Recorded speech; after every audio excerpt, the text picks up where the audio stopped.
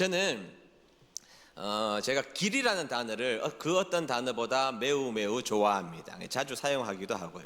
길이라는 말을 참 좋아하는 사람입니다. 내가 결정한 것이 곧 내 인생이고, 내가 결정해서 걸어가는 그 길이 결국에는 내 인생의 마을이 된다라고 들었던 것이죠. 그리고 내가 걸어간 길을 많은 사람들이 따라가고 싶다면 얼마나 좋을까. 내가 걸어갔던 길을 내 자녀들이 그대로 따라가고 싶다면 얼마나 좋을까.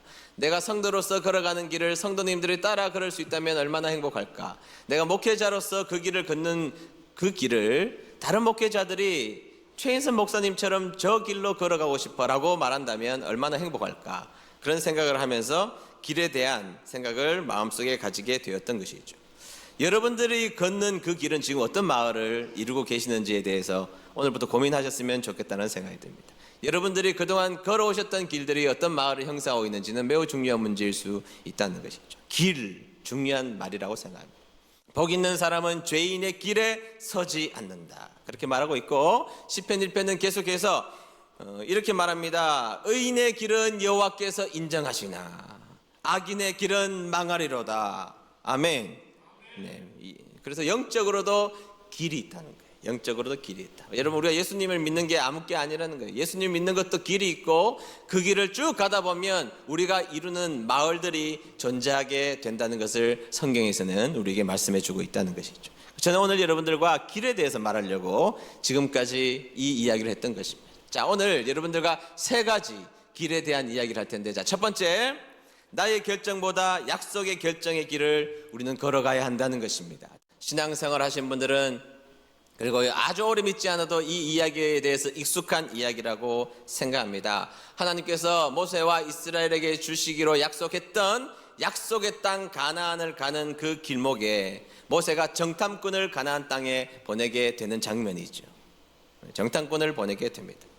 다녀온 정탐꾼 가운데 12명을 보냈는데요, 10명이 돌아와서 하는 소리가 뭐냐면, 그들은 거대하고 그들은 대단하고 그들은 너무너무 위대해서 우리는 스스로 보기에도 메뚜기 같으니까 결코 우리는 그 가나안 땅에 들어갈 수 없다라고 이야기하면서 이렇게 이야기합니다. 4절 말씀을 볼게요. 4절 말씀 읽겠습니다. 시작. 이에 서로 말하되 우리가 한 지휘관을 세우고 애굽으로 돌아가자 하매. 아멘. 자, 뭐라 그럽니까? 길을 돌아가자라는 것입니다. 하나님이 가라고 명령하셨던 그 길을 가다가 자기의 생각이, 그리고 자신의 마음이, 자신의 결정이 하나님의 생각과 부딪히자 나의 결정이 훨씬 더 중요했던 10명의 사람들은 그 길로부터 이탈하여 돌아가 애굽으로 돌아가는 길을 선택하자라고 이야기를 했던 것입니다. 길입니다, 길. 그런데 딱 2명, 여러분들이 잘 알고 있는 여호수아와 갈렙, 이름이 뭐죠? 네, 여호수아와 갈렙은 그렇게 이야기하거나 반응하지 않았습니다. 8절에서 9절 상반절 말씀을 보실까요? 다 같이 읽겠습니다. 시작. 여호와께서 우리를 기뻐하시면 우리를 그 땅으로 인도하여 들이시고 그 땅을 우리에게 주시리라.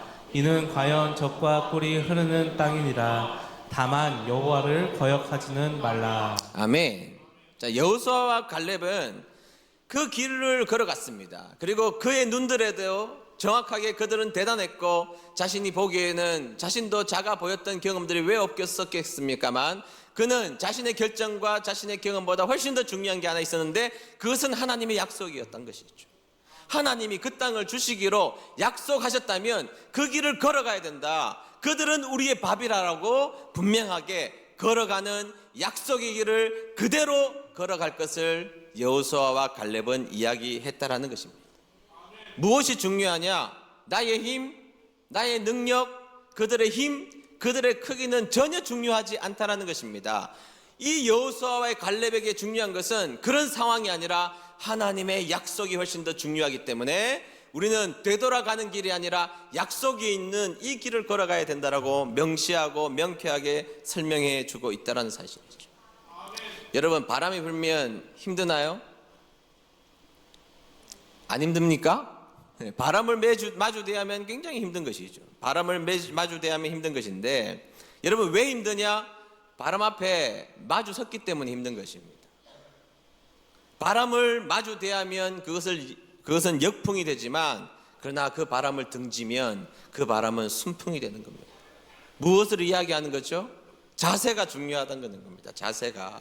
하나님의 말씀을 거역하고 살면, 하나님의 말씀을 거역하고 내 생각과 내 의지대로 살면 그것은 우리에게 역풍에 불과한 삶이 된다는 것이지요.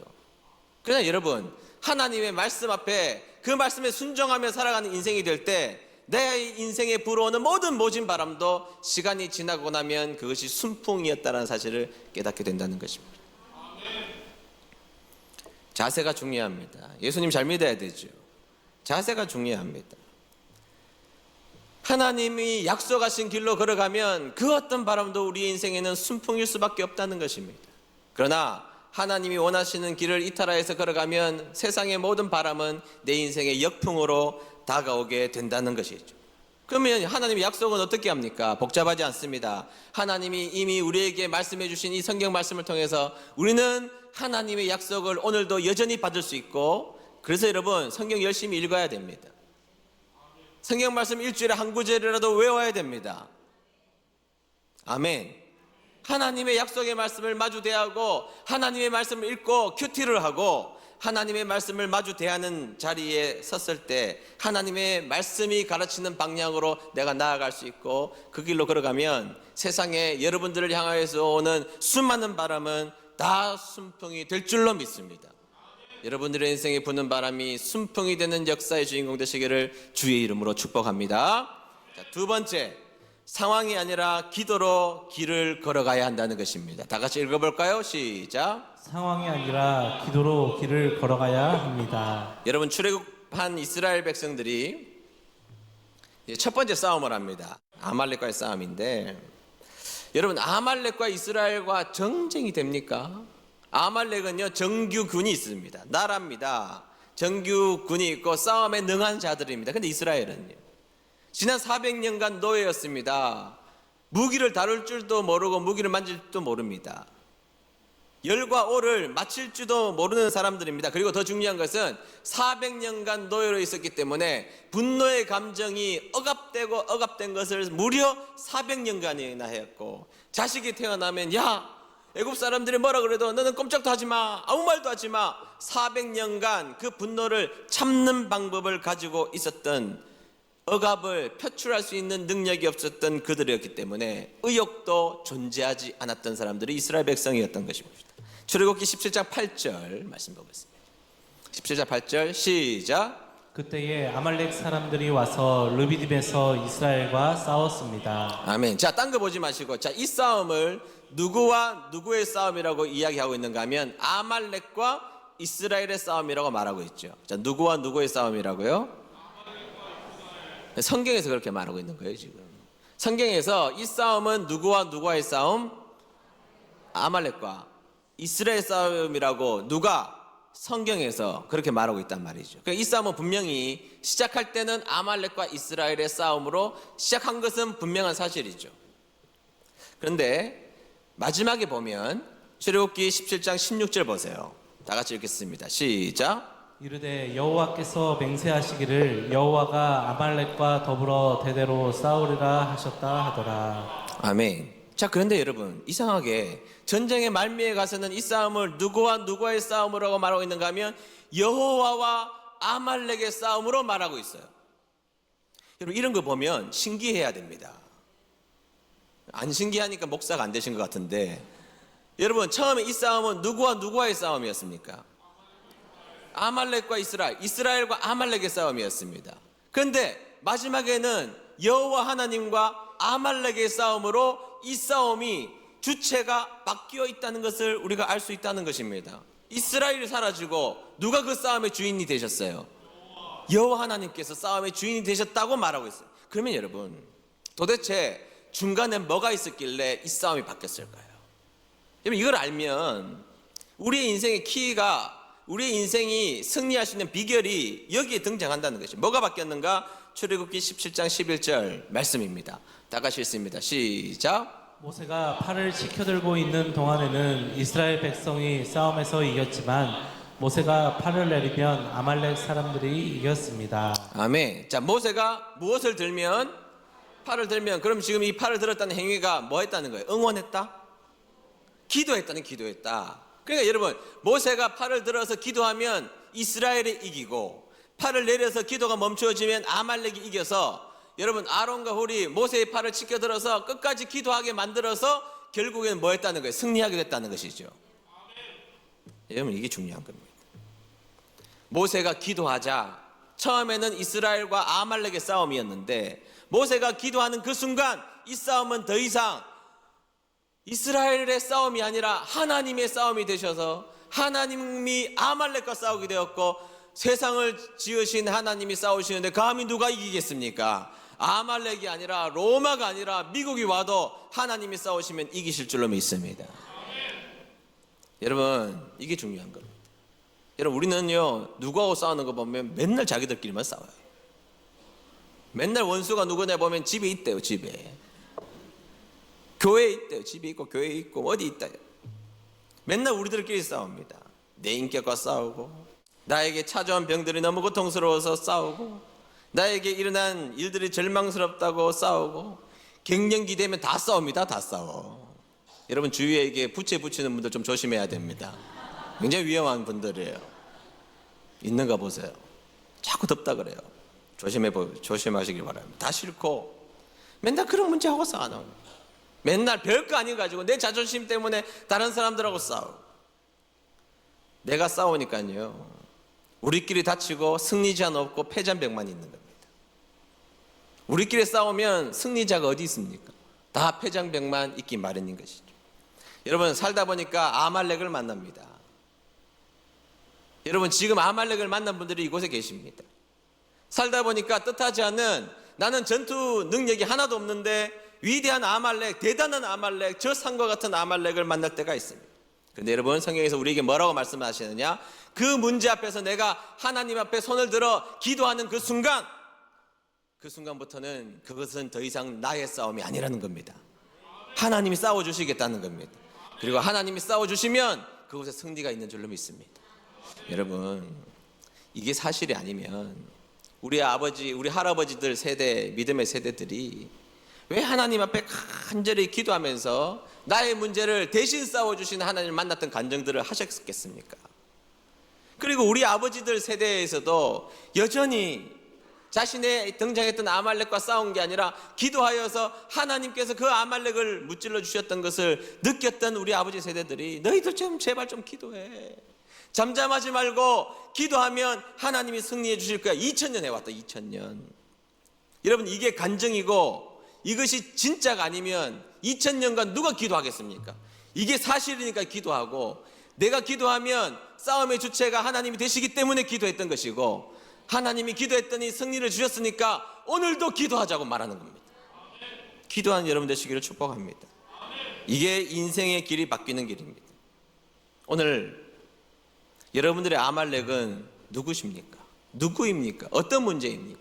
상관없습니다. 그 문제가 아무리 커도 내가 감당할 수 없는 일이고 내 마음에 깊은 어려움을 다 갖다 주는 그 어떠한 아말렉일지라도 여러분들이 하나님 앞에 아말렉을 놓고 기도하는 순간 이제 내가 싸우는 게 아니라 하나님이 싸워주실 것이고, 아멘. 하나님이 싸워주시면 그곳에 승리가 있게 될 줄로 믿습니다. 여러분들의 삶 가운데 아말렉을 무찔러 주시는 역사가 있게 되기를 주의 이름으로 축복합니다. 마지막 세 번째, 나의 결단과 나의 걸음으로 직접 그 길을 걸어가야 한다는 것입니다. 다 같이 읽어봅니다. 시작. 나의 결단과 나의 걸음으로 직접 길을 걸어가야 합니다. 네, 길이 명확하게 약속이 있고 하나님이 주신 명백한 진리가 있고 기도해야 된다는 것이 있을지라도 우리는 직접 그 길을 우리는 감당해야 될 때가 있다는 것이죠. 본문 이야기로 돌아가 보면 여호수아와 갈렙은 하나님의 약속이 진짜 길이라고 믿었습니다. 그 약속을 하면, 그 약속의 길로 가면 하나님이 우리에게 승리를 주실 것이라는 너무나 명확한 확신이 있었던 것이죠. 그래서 여호수아는 죽을 때까지 그 길을 걸어갑니다. 말 안 듣는 이스라엘 백성들을 이끌고, 여러분 모세 죽었을 때 네가 지도자야 그랬을 때 여호수아 잠 못 잤습니다. 성경에 안 나와 있는데 그 뻔해요. 말 안 듣는 그 사람들 데리고 가나안 땅에 들어갈 생각하면 잠이 오지 않았던 것이죠. 그러나 여호수아의 갈렙은 하나님의 약속이 길이라는 명백한 사실을 믿었기 때문에 그는 그 이스라엘 백성들을 이끌고 끝까지 하나님이 약속하신 그 길을 걷다가 가나안 땅 입성해요. 갈렙도 마찬가지죠. 갈렙도 그 가나안 땅을 정복하는 전쟁 가운데 가장 척박하고 어려운 땅이었던 그 헤브론 산지를 내가 85세지만 하나님께서 주신 약속이 있기 때문에 내가 그 땅을 내가 가서 정복하리라. 대단한 사람이죠. 이 둘은 직접 하나님의 약속의 길을 친히 희생하며 직접 걸어갔던 사람이라는 것입니다. 제가 좋아하는 격언이 있는데 내용이 이래요. 눈이 수북하게 쌓여 있을 때 그 눈 위를 걸어가는 자는 승리자가 될 것이고 눈이 녹기를 바라는 자는 패배자가 될 것이다. 여러분, 인생을 살다 보면 내가 분명히 이 길을 걸어가야 되는데 갑자기 눈이 오거나 문제가 생길 때가 있지 않아요. 저도 그럴 때 주저할 때가 있어요. 그럼 이 말을 생각해요. 항상 이 말을 생각합니다. 여러분, 눈이 수북이 쌓여 있어도 그 위를 걸어가는 자는 승리자가 될 것이지만 눈이 녹기를 바라며 팔짱을 끼고 있는 자에게는 결코 승리는 고사하고 패배자가 되고 말 것이라는 겁니다. 여러분, 내가 결단하고 하나님의 뜻을 분명하게 알았으면 정말로 그것을 내딛는 용기와 힘과 실천하는 능력들이 우리 인생 가운데 필요하다는 거예요. 오늘 LED가 너무 멋지게 설치되었는데 제가 안식월 가면서 딱 한 번밖에 이야기 안 했습니다. 참 우리 교인들이 대단한 교인들. 제가 한 번밖에 이야기 안 해요. 우리 LED를 위해서 교회 예배 잘 드리기 위해서 조금 헌신합시다 한마디 하고 왔는데 와서 보고 제가 울컥했습니다. 여러분, 헌신도 마찬가지입니다. 헌신, 충성, 직접 그 길을 걸어가 봐야 그래 간증자가 되죠. 여러분, 내 인생에 주어진 길을 내가 헌신하고, 여러분, 제가 충성에 대한 이야기를 여러 번 했지만 정말 충성은 데미지를 입습니다. 데미지를 입지 않은 충성이 어디 있습니까? 진짜 충성은 성경에서 죽도록 충성하라고 그랬고 죽도록 충성하면 데미지를 입어요. 그런데 그런 데미지를 입는 충성을 해본 사람만이 간증거리를 남길 수가 있어요. 제가 한 번은 산을 올라갔는데 정상에 억새가 얼마나 많은지, 저보다 키가 큰 억새가, 여러분들보다도 키가 큽니다. 저보다도 크지만 여러분들보다도 큰 엄청난 억새가 꽉 차 있는 곳에 오른 적이 있습니다. 보이질 않아요. 그런데 저기 보니까 사람들이 이렇게 걸어가고 있더라고요. 길이 없는 것 같은데 사람들이 이렇게 걸어가고 있는 모습을 보았습니다. 자세히 보니까 아주 길 같지도 않은 희미한 길이 나 있더라고요.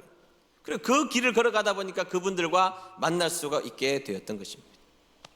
제가 느낀 게 아무리 우리 인생 가운데 나보다 커 보이는 억새가 있을지라도 내가 걸어가면 억새는 누울 거예요. 내가 걸어가면 억새는 눕지만 내가 걸어가지 않으면 억새는 그대로 서 있습니다. 여러분, 억새가 무슨 힘이 있습니까? 그 억새 바라보고 두려워서 가만히 있으면 내 인생의 길은 열리지 않습니다. 그러나 억새가 아무리 커 보여도 그곳에 하나님의 약속의 길이 있다면 내 믿음으로 걸어가 보는 거예요. 실천해 보는 겁니다. 충성해 보고, 기도해 보고, 감당해 보고, 참아 보고, 인내해 보고, 내가 직접 그 길을 걸어가야 하나님의 역사의 주인공이 될 줄로 믿습니다. 여러분, 남들이 해낸 길을 따라가는 것도 중요하죠. 그 길 따라가는 것도 현명한 방법입니다만 때로는 개척자가 되고 싶은 마음이 없습니까? 아무도 걸어가지 않는 그 길이지만 내가 한번 그 길을 뚫고 들어가고 내가 그 길을 돌파하여 걸어가서 다른 사람들이 그 길을 따라올 수 있도록 그 길을 만드는 자들이 저는 우리 은혜드림교회 성도님들이 되었으면 좋겠습니다. 우리 교회 협력 선교사님이신 인도네시아의 김성영 선교사님을 만나서 교제를 했는데 얼마나 열심히 사역하시는지 저 눈물겹도록 참 열심히 사역하시는, 역시 우리 은혜드림교회 협력 선교사님들은 열심히 사역하신다. 한번 저의 기쁨이 있었습니다. 근데 이 선교사님은 목회를 하셨습니다. 담임 목사님으로 하시다가 목회를 시작하시면서 딱 10년간 목회를 하고 10년이 지나면 후임자에게 물려주고 선교지를 떠나겠다고 하나님하고 약속을 한 거예요. 그 10년 딱 되자 다 놔두고 선교지로 떠나신 겁니다. 참 귀한 선교사님이시죠. 자녀들이 4명 있는데 선교지로 떠나는 그때 4명의 자녀들이 그러더래요. 엄마, 아빠, 우리 명절 되면 어디서 모여요? 엄마, 아빠 가면 우리 짐은 어디도 놔둬요. 마음 아픈 이야기죠. 그런데 하나님하고 약속했으니까 그 4명의 자녀들 다 하나님이 너희들을 보호하실 거야 하고 선교지로 가신 겁니다. 그런데 선교지 가자마자 코로나가 터진 거예요. 그러니까 선교라는 걸 처음에는 할 수 없는 상황까지 내몰리게 되셨던 것이죠. 그리고 한국에서 소식이 점점 들려오기 시작하는데 첫째 딸이 콩팥에 신장병이 생겨서 단병류를 쏟아낸다는 소식을 들리게 됩니다. 여러분, 우리 부모들 알잖아요. 자식이 아픈 게 얼마나 마음 아픈 일인지. 그것도 선교지에 가서 돌봐줄 수가 없습니다. 둘째는 이제 군대를 곧 가야 되는데 무릎에 심한 부상이 있어서 군대를 못 들어가게 연기하게 되었다는 소식도 듣게 되었던 것입니다. 돌봐줄 수도 없는 상황에 놓여져 있게 된 것이죠. 그런 중에 셋째는 갑자기 공황장애가 너무 심하게 와서, 얼마나 심하게 왔는지 옷을 입고 길가에서 오줌을 쌌대요. 얼마나 심하게 온 겁니다. 여러분, 그런 소식을 듣는 선교사님 마음의 억장이 얼마나 무너져 내리겠습니까? 그런데 여기가 끝이 아니었습니다. 막내 20대 초반 딸이 희귀암 진단을 받습니다. 1차 수술했는데 주먹만한 암덩어리를 2개 떼냈대요. 췌장도 일부 떼내고 자녀 4명이 모조리 세상적으로 하면 엉망진창이 된 겁니다. 여러분, 주의 일을 했으면 막힌 담도 하나님 열어주시고, 주의 일을 했으면 없던 길도 하나님 내시고, 사막에 강물을 내시고 길을 내셔야 되는 것이 하나님의 역사라고 생각했는데 얼마나 고통스럽겠습니까? 선교지에서 그 소식을 듣는 마음이 얼마나 고통스럽겠습니까?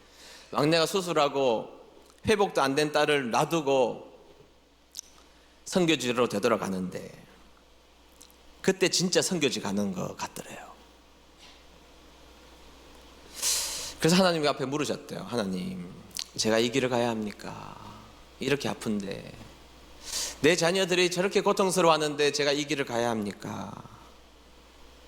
그때 하나님이 선교사님에게 이렇게 말씀하시더래요. 인생의 길은, 그리고 나의 길은 울면서 찬송하며 걸어가는 길이다. 인생의 길은, 그리고 나의 길은 울면서 찬송하며 걸어가는 길이다. 그 길을 묵묵히 걸어가 주면 안 되겠니? 그때 선교사님이, 네, 하나님은 전적으로 옳으신 분이니까 제가 그 길을 가겠습니다 하고 지금까지 계속 사역을 잘하세요. 제 안식년에 있는 지금보다 3주 전에 한국에 잠깐 들어오셨어요. 딸이 암이 재발됐어요. 수술하기 전에 아빠 여기 만져봐 하는데 암덩어리가 손에 2개가 만져지더래요. 그리고 다시 지금 선교지로 돌아가셔서 선교하고 계십니다. 여러분, 우리 인생에서 고통스러운 일이 있다고 멈춥니까? 가던 길을? 눈물을 흘릴 일이 당위가 있다고 해서 내 인생의 길을 멈추는 것이 신앙인의 길이 아닙니다. 눈물을 닦아내며 아무리 고달프고 아무리 어려워도 내 인생의 맨 마지막은 해피엔딩이고, 맨 마지막은 주님이 나를 맞이해 주실 것이고, 맨 마지막에 승리의 면류관이 나에게 있다는 것을 믿기 때문에 울면서도 찬송하며 하나님 보며 바라보는 그 길을 걷는 자들이 하나님이 원하시는 참 일꾼이 아닐까요? 저는 우리 은혜드림교회 성도님들이 그런 성도님들이 되시기를 주의 이름으로 축복합니다.